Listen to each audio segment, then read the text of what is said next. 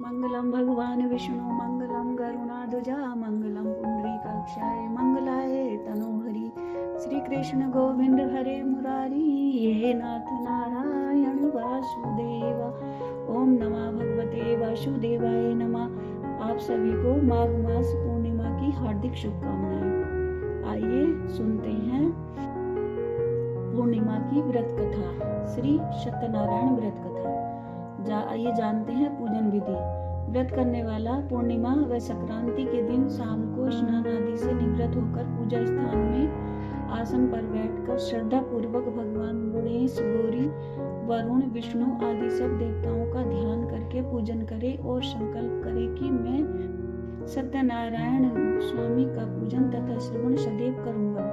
पुष्प हाथ में लेकर सत्यनारायण का ध्यान करें। यह पवित्र पुष्प, धूप, नैवेद्य आदि से युक्त होकर स्तुति करें। हे भगवान, मैंने श्रद्धा पूर्वक फल, जल आदि सब सामग्री आपको अर्पण की है, इसे स्वीकार कीजिए। आपदाओं से मेरी रक्षा कीजिए। मेरा आपको बारंबार नमस्कार है। इसके बाद सत्यनारायण की कथा पढ़ें या सुने। पहला अध्याय। एक समय नैमी शरण तीर्थ में सोनकादि 88,000 ऋषियों ने श्री सूत जी से पूछा, हे प्रभु, इस कलयुग में वेद विद्या रहित मनुष्यों को प्रभु भक्ति किस प्रकार मिलेगी तथा उनका उद्धार कैसे होगा? इसलिए हे मुनि श्रेष्ठ, कोई ऐसा तप कहिए जिससे थोड़े समय में पुण्य प्राप्त होवे तथा मनवांछित फल मिले। वह कथा सुनने की हमारी इच्छा है। सर्वशास्त्र ज्ञाता श्री सूत जी बोले, हे वैष्णवों में पूज्य, आप सबने सर्व प्राणियों के हित की बात पूछी है। अब मैं उस श्रेष्ठ व्रत को आप लोगों से कहूंगा जिस व्रत को नारद जी ने लक्ष्मी नारायण से पूछा था और श्री लक्ष्मीपति ने मुनि श्रेष्ठ नारद से कहा था। सो ध्यान से सुनो। एक समय योगी राज नारद जी दूसरों के हित की इच्छा से अनेक लोकों में घूमते हुए मृत्यु लोक में आ पहुंचे। वहां बहुत योनियों में जन्मे हुए प्राय सभी मनुष्यों को अपने कर्मों द्वारा अनेकों दुखों से पीड़ित देखकर किस यत्न के करने से निश्चय ही उनके दुखों का नाश हो सकेगा, ऐसा मन में सोचकर विष्णु लोक को गए। वहां श्वेत वर्ण और 4 भुजाओं वाले देवों के ईश नारायण को, जिनके हाथों में शंख, चक्र, गदा और पद्म थे तथा वनमाला पहने हुए थे, देखकर स्तुति करने लगे। हे भगवान, आप अत्यंत शक्ति से संपन्न है। मन तथा वाणी भी आपको नहीं पा सकती। आपका आदि, मध्य और अंत नहीं है। निर्गुण स्वरूप, सृष्टि के आदिभूत और भक्तों के दुखों को नष्ट करने वाले हो। आपको मेरा नमस्कार है। नारद जी से इस प्रकार की स्तुति सुनकर भगवान विष्णु बोले कि हे मुनि श्रेष्ठ, आपके मन में क्या बात है? आपका यहाँ किस काम के लिए आगमन हुआ है? निसंकोच कहो। तब नारद मुनि बोले, मृत्यु लोक में सब मनुष्य जो अनेक योनियों में पैदा हुए हैं, आपने अपने अपने कर्मों के द्वारा अनेक प्रकार के दुखों से दुखी हो रहे हैं। हे नाथ, मुझ पर दया कर रखते हो तो बतलाइए कि उन मनुष्यों के सब दुख थोड़े से ही प्रयत्न में से कैसे दूर हो सकते हैं? श्री भगवान जी बोले, हे नारद, मनुष्यों की भलाई के लिए तूने यह बहुत अच्छी बात पूछी। जिस काम के करने से मनुष्य मोह से छूट जाता है, वह मैं कहता हूँ, सुनो। बहुत पुण्य का देने वाला स्वर्ग तथा मनुष्य लोक दोनों में दुर्लभ एक व्रत है। आज मैं प्रेमवश होकर तेरे से कहता हूँ। सत्यनारायण जी का व्रत अच्छी तरह विधान पूर्वक करके मनुष्य तुरंत ही वहां सुख भोग कर मरने पर मोक्ष को प्राप्त होता है। श्री भगवान के वचन सुनकर नारद मुनि बोले कि उस व्रत का क्या फल है, क्या विधान है और किसने यह व्रत किया है और किस दिन यह व्रत करना चाहिए, विस्तार से कहो। भगवान बोले, दुख, शोक आदि को दूर करने वाला, धन धान्य को बढ़ाने वाला, सौभाग्य तथा संतान को देने वाला, सब स्थानों पर विजयी करने वाला, भक्ति और श्रद्धा के साथ किसी भी दिन मनुष्य श्री सत्यनारायण की शाम के समय ब्राह्मण और बंधुओं के साथ धर्मपरायण होकर पूजा करे, भक्ति भाव से सवाया दे, नैवेद्य, केले का फल, घी, दूध और गेहूं का चूर्ण ले, गेहूं के अभाव में साठी का चूर्ण, शक्कर तथा गुड़ ले और सब भक्षण योग्य पदार्थ जमा करके सवाई पर अर्पण कर दे। बंधुओं सहित ब्राह्मणों को भोजन कराए और भक्ति के साथ भोजन करे, नृत्य गीत आदि का आचरण कर सत्यनारायण भगवान को स्मरण कर समस्त समय व्यतीत करे। इस तरह का व्रत करने पर मनुष्यों की इच्छा निश्चय ही पूरी होती है। विशेषकर कली काल में भूमि पर यही मोक्ष का सरल उपाय है। इति श्री सत्यनारायण व्रत कथा प्रथम अध्याय समाप्त। श्री कृष्ण गोविंद हरे मुरारी, हे नाथ नारायण वासुदेवा। आइए सुनते हैं दूसरा अध्याय। सूत जी बोले, हे ऋषियों, जिसने पहले समय में इस व्रत को किया है उसका इतिहास कहता हूँ, ध्यान से सुनो। सुंदर काशीपुरी नगरी में एक अति निर्धन ब्राह्मण रहता था। वह भूख और प्यास से बेचैन हुआ तो नित्य ही पृथ्वी पर घूमता था। ब्राह्मणों को प्रेम करने वाले भगवान ने ब्राह्मण को दुखी देखकर बूढ़े ब्राह्मण का रूप धर उसके पास जा आदर के साथ पूछा, हे विप्र, नित्य दुखी हुआ पृथ्वी पर क्यों घूमता है? हे श्रेष्ठ ब्राह्मण, यह सब मुझसे कहो, मैं सुनना चाहता हूँ। ब्राह्मण बोला, मैं बहुत निर्धन ब्राह्मण हूँ, भिक्षा के लिए पृथ्वी पर फिरता हूँ। हे भगवान, यदि आप इसका उपाय जानते हो तो कृपा कर कहो। वृद्ध ब्राह्मण बोला कि सत्यनारायण भगवान मन वांछित फलों को देने वाले हैं, इसलिए हे ब्राह्मण तू उनका पूजन कर, जिसके करने से मनुष्य सब दुखों से मुक्त होता है। ब्राह्मण को सारा व्रत का विधान बतलाकर बूढ़े ब्राह्मण का रूप धारण करने वाले सत्यनारायण भगवान अंतर्ध्यान हो गए। जिस व्रत को वृद्ध ब्राह्मण ने बतलाया है मैं उसको करूंगा, यह निश्चय करने पर उसे रात में नींद भी नहीं आई। वह सवेरे ही उठा, सत्यनारायण के व्रत का निश्चय कर भिक्षा के लिए चला। उस दिन उसको भिक्षा में बहुत धन मिला, जिससे बंधु बांधवों के साथ उसने सत्यनारायण का व्रत किया। इसके करने से वह ब्राह्मण सब दुखों से छूटकर अनेक प्रकार की संपत्तियों से युक्त हुआ। उस समय से वह ब्राह्मण हर मास व्रत करने लगा। इस तरह सत्यनारायण भगवान के इस व्रत को जो करेगा वह सब पापों से छूटकर मोक्ष को प्राप्त होगा। आगे जो पृथ्वी पर सत्यनारायण व्रत करेगा वह मनुष्य सब दुखों से छूट जाएगा। इस तरह नारद जी ने नारायण का कहा हुआ यह व्रत तुमसे कहा। हे विप्रो, मैं अब और क्या कहूँ? ऋषि बोले, हे मुनीश्वर, संसार में इस ब्राह्मण से सुनकर किस किसने इस व्रत को किया, हम वह सब सुनना चाहते हैं। इसके लिए हमारे मन में श्रद्धा है। सूत जी बोले, हे मुनियों, जिसने इस व्रत को किया है वह सब सुनो। एक समय वह ब्राह्मण धन और ऐश्वर्य के अनुसार बंधु बांधवों के साथ व्रत करने को तैयार हुआ। उसी समय एक लकड़ी बेचने वाला बूढ़ा आया और बाहर लकड़ियों को रखकर ब्राह्मण के मकान में गया। प्यास से दुखी लकड़हारा उनको व्रत करते देखकर ब्राह्मण को नमस्कार कर कहने लगा कि आप यह क्या कर रहे हैं और इसके करने से क्या फल मिलता है, कृपा करके मुझसे कहो। ब्राह्मण ने कहा, सब मनोकामनाओं को पूरा करने वाला यह सत्यनारायण भगवान का व्रत है। इसकी ही कृपा से मेरे यहाँ धन धान्य आदि की वृद्धि हुई है। ब्राह्मण से इस व्रत के बारे में जानकर लकड़हारा बहुत प्रसन्न हुआ। चरणामृत ले और प्रसाद खाने के बाद अपने घर को गया। लकड़हारे ने मन में इस प्रकार का संकल्प किया कि आज ग्राम में लकड़ी बेचने से जो धन मुझे मिलेगा इसी से सत्यनारायण देव का उत्तम व्रत करूंगा। यह मन में विचार कर वह बूढ़ा लकड़हारा लकड़ियां अपने सिर पर रखकर जिस नगर में धनवान लोग रहते थे वहां ऐसे सुंदर नगर में गया। उस रोज वहां पर उसे उन लकड़ियों का दाम पहले से चौगुना मिला। तब वह बूढ़ा लकड़हारा दाम ले और अति प्रसन्न होकर पक्के केले की फली, शक्कर, घी, दूध और दही, गेहूं का चून इत्यादि सत्यनारायण भगवान के व्रत की कुल सामग्रियों को लेकर अपने घर गया। फिर उसने सब अपने भाइयों को बुलाकर विधि के साथ भगवान जी का पूजन और व्रत किया। उस व्रत के प्रभाव से बूढ़ा लकड़हारा धन पुत्र आदि से युक्त हुआ और संसार के समस्त सुख भोगकर वैकुंठ को चला गया। इति श्री सत्यनारायण व्रत कथा द्वितीय अध्याय समाप्त। श्री कृष्ण गोविंद हरे मुरारी, हे नाथ नारायण वासुदेवा। मंगलम भगवान विष्णु, मंगलम गरुणाध्वजा, मंगलम पुंडरीकाक्षाय, मंगलाय तनोहरि। आइए सुनते हैं तीसरा अध्याय। सूत जी बोले, हे श्रेष्ठ मुनियों, अब आगे की कथा कहता हूँ, सुनो। पहले समय में उल्कामुख नाम का एक बुद्धिमान राजा था। वह सत्यवक्ता और जितेंद्रिय था। प्रतिदिन देव स्थानों में जाता तथा गरीबों को धन देकर उनके कष्ट दूर करता था। उसकी पत्नी कमल के समान मुख वाली और सती साध्वी थी। भद्रशिला नदी के तट पर उन दोनों ने सत्यनारायण देव का व्रत किया। उस समय वे वहां एक साधु वैश्य आया। उसके पास व्यापार के लिए बहुत सा धन था। नाव को किनारे पर ठहराकर राजा के पास गया और राजा को व्रत करते हुए देखकर विनय के साथ पूछने लगा, हे राजन, भक्ति युक्त चित्त से यह आप क्या कर रहे हैं?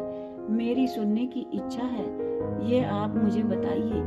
राजा बोला, हे साधु, आपने बांधवों के साथ पुत्रादि की प्राप्ति के लिए यह महाशक्तिवान सत्यनारायण भगवान का व्रत व पूजन किया जा रहा है। राजा के वचन सुनकर साधु आदर के साथ बोला, हे राजन, मुझसे इसका सब विधान कहो, मैं भी आपके कथानुसार इस व्रत को करूंगा।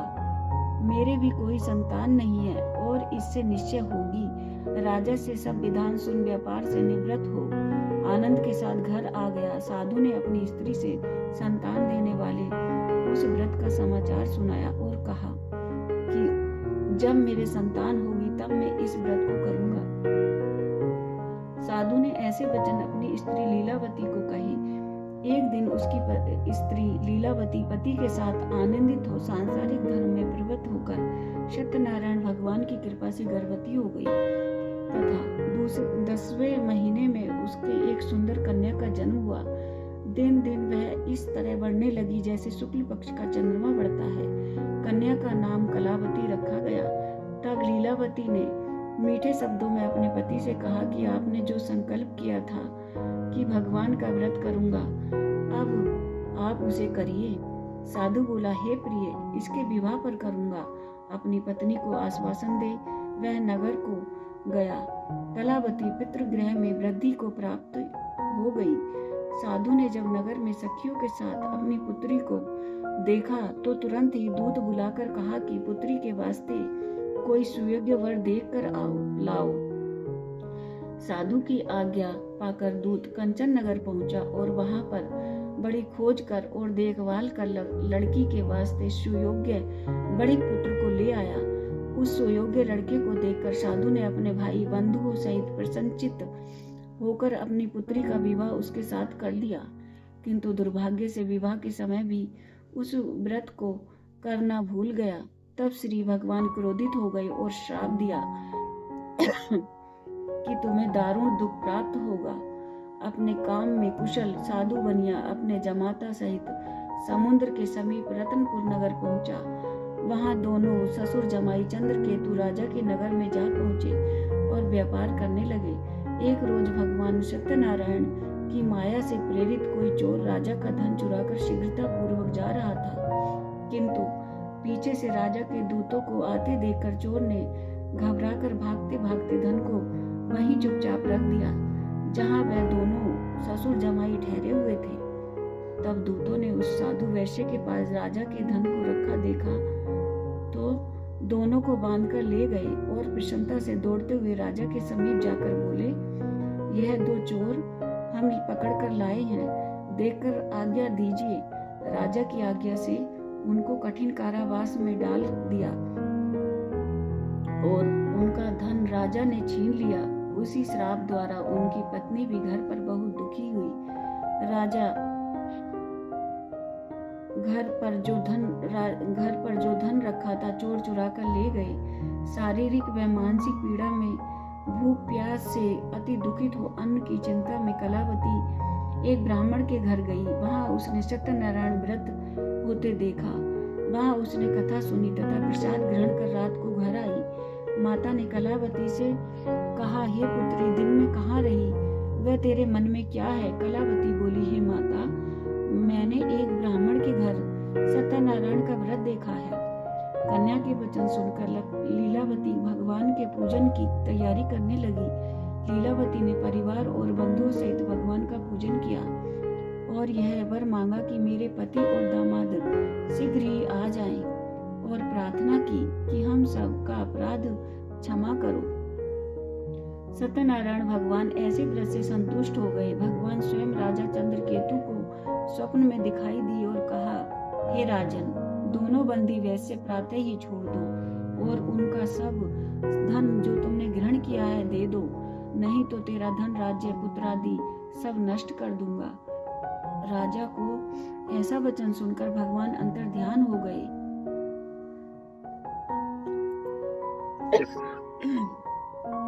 प्रातःकाल राजा चंद्रकेतु ने सभा में अपना स्वप्न सुनाया और दोनों बड़ी पुत्रों को कैद से मुक्त कर सभा में बुलाया।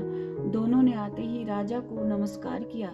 राजा मीठे वचनों से बोला, हे महानुभावों, भाभी बस ऐसा कठिन दुख प्राप्त हुआ है, अब कोई भय नहीं। ऐसा कहकर राजा ने उनको नए नए वस्त्राभूषण पहनाए तथा उनका जितना धन लिया था उससे दुगना धन दिलवाकर विदा किया। दोनों वैश्य अपने घर को चल दिए। इति श्री सत्यनारायण व्रत कथा तृतीय अध्याय समाप्त। ओम नमः भगवते वासुदेवाय नमः। श्री कृष्ण गोविंद हरे मुरारी, हे नाथ नारायण वासुदेवा। मंगलम भगवान विष्णु, मंगलम गरुणाध्वज, मंगलम पुंडरीकाक्षाय, मंगलाय तनोहरि। आइए सुनते हैं चौथा अध्याय। सूत जी बोले, वैश्य ने मंगलाचार करके यात्रा आरंभ की और अपने नगर को चला।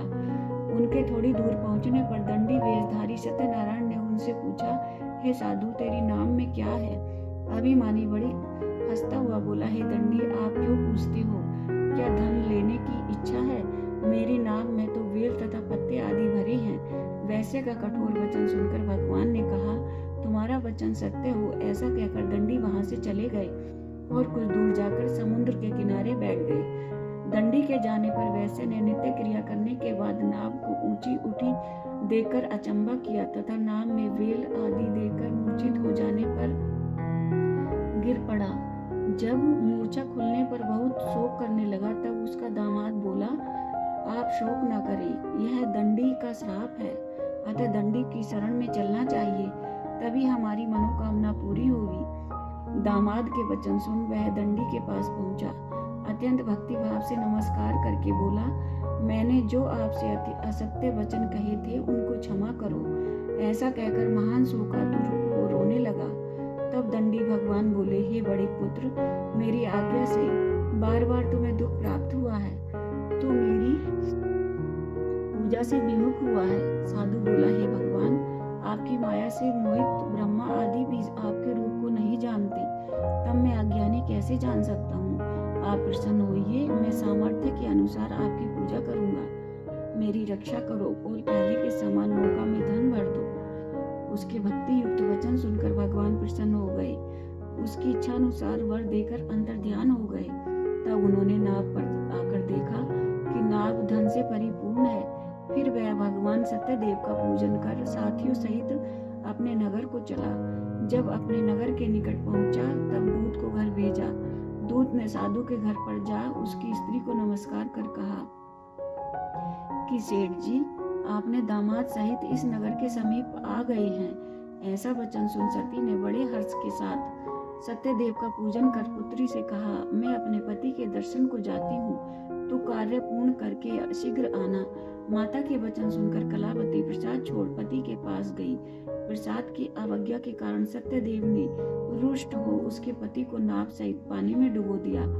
कलावती अपने पति को न देखकर रोती हुई जमीन पर गिर गई। इस तरह नौका को डूबा हुआ तथा कन्या को रोता हुआ देख साधु दुखित होकर बोला, हे प्रभु, मुझसे या मेरे परिवार से जो भूल हुई उसे क्षमा करो।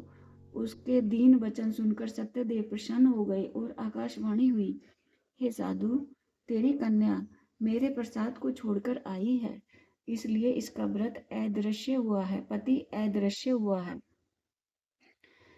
यदि वह घर जाकर प्रसाद खाकर लौटे तो इसे पति अवश्य मिलेगा।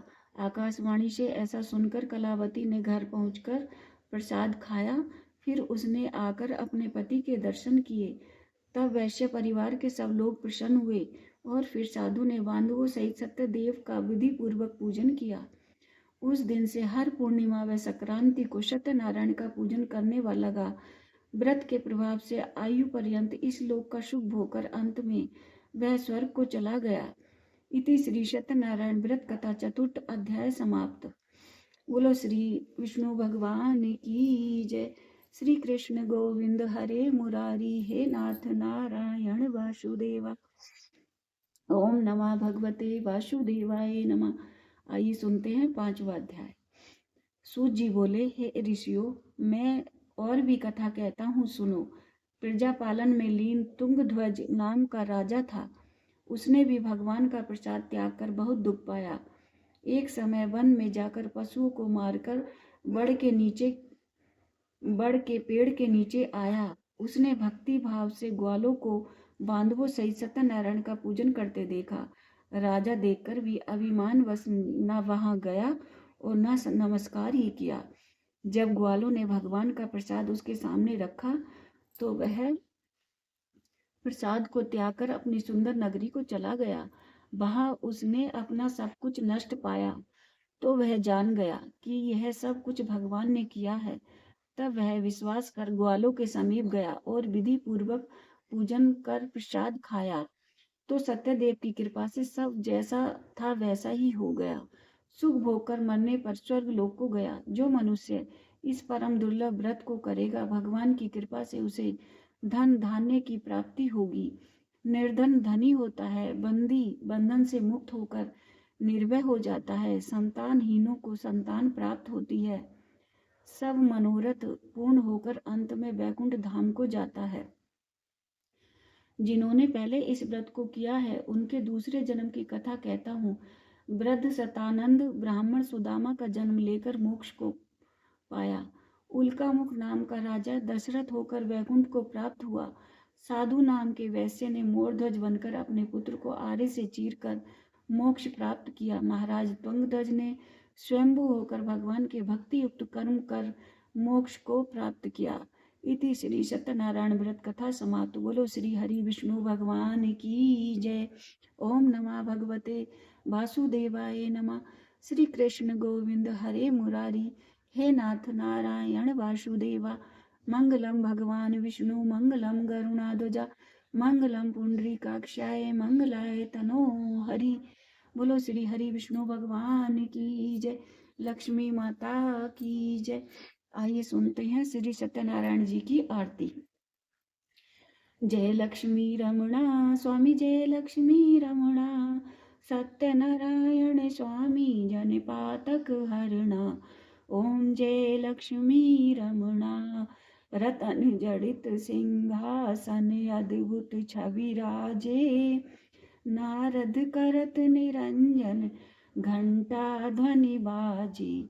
ओम जय लक्ष्मी रमणा। प्रकट भये कलि कारण, द्विज को दर्शन दियो। बूढ़ा ब्राह्मण वन के कंचन महल कियो। ओम जय लक्ष्मी रमणा। दुर्बल भील कराल, जिन पर कृपा करी। चंद्रचूर्ण एक राजा, जिनकी विपत्ति हरी। ओम जय लक्ष्मी रमणा। वैसे मनोरथ पायु, श्रद्धा तज दीनी। सो फल भोग्यो प्रभु जी, फिर स्तुति कीनी। ओम जय लक्ष्मी रमणा। भाव भक्ति के कारण, छिन छिन रूप धरो। श्रद्धा धारण कीनी, उनको काज सर्यो। ओम जय लक्ष्मी रमणा। ग्वाल बाल संग राजा, वन में भक्ति करी। प्रभु वन में भक्ति करी। मन वांछित फल दीनो, दीन दयाल हरि। ओम जय लक्ष्मी रमणा। चढ़त प्रसाद सवाया, कदली फल मेवा। धूप दीप तुलसी से, राजी शत देवा। ओम जय लक्ष्मी रमणा। श्री सत्यनारायण जी की आरती जो कोई जन गावे। कहत शिवानंद स्वामी, मन वांचित फल पावे। ओम जय लक्ष्मी रमणा। बोलो बोलो श्री हरि विष्णु भगवान की जय। बोलो श्री हरि विष्णु भगवान की जय। सत्यनारायण भगवान की जय। लक्ष्मी माता की जय। श्री कृष्ण गोविंद हरे मुरारी, हे नाथ नारायण वासुदेवा। वीडियो अच्छी लगे तो लाइक करें, शेयर करें, चैनल को सब्सक्राइब करें। राधे राधे।